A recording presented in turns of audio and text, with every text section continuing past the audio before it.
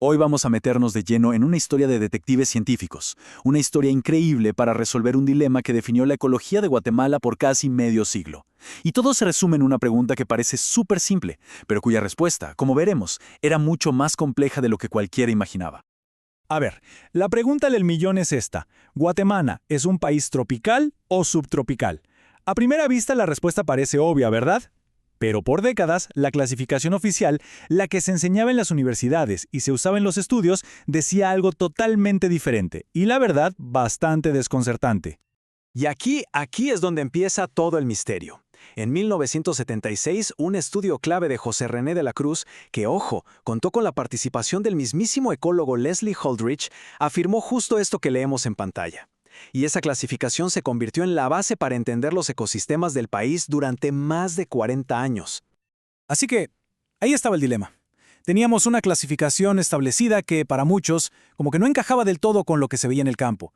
Por eso, un equipo de investigadores de la Universidad Rafael Landívar decidió básicamente reabrir el caso, pero esta vez usando herramientas y datos modernos para ver si esa vieja conclusión seguía en pie.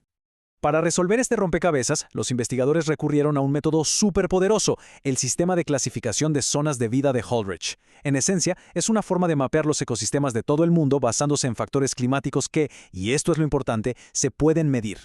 Pensemos en una zona de vida como si fuera una receta de cocina para un ecosistema. Combina ingredientes como el calor, la lluvia y la humedad, y el resultado es un ambiente natural único y distintivo con sus plantas y su apariencia características. La idea de Holdridge era crear un lenguaje universal para poder hablar de estos patrones en la naturaleza. Entonces, ¿cómo funciona exactamente este sistema? Bueno, se basa en 3 mediciones clave que vemos aquí. Primero, la biotemperatura, que no es la temperatura normal, sino el calor que realmente aprovechan las plantas para crecer. Segundo, cuánta lluvia cae al año. Y tercero, la humedad, que es la relación entre las dos primeras. Es un método bastante elegante y sobre todo objetivo. Y aquí está el factor decisivo para nuestro misterio. Según el propio sistema de Holdridge, la línea que divide lo subtropical de lo tropical es una biotemperatura media anual de 24 grados Celsius. Si es mayor, es tropical. Si está por debajo, es subtropical. Todo, absolutamente todo, se reduce a este número, 24 grados.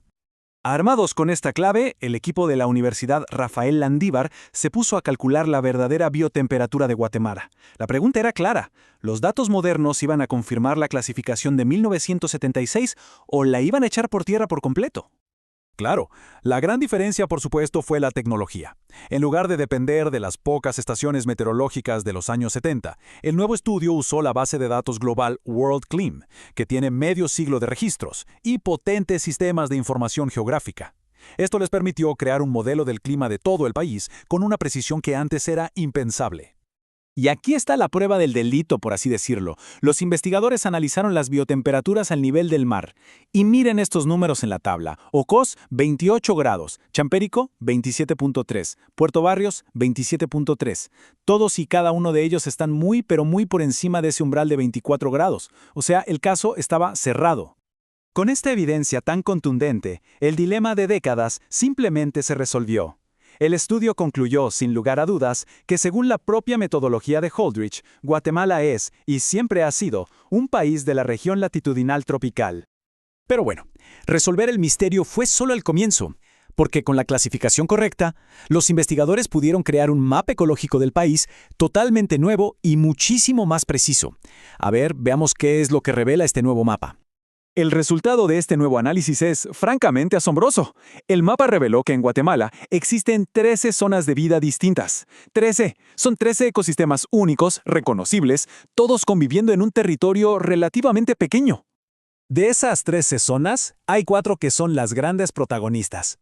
El bosque húmedo tropical, que cubre casi un tercio del país, es el más grande de todos.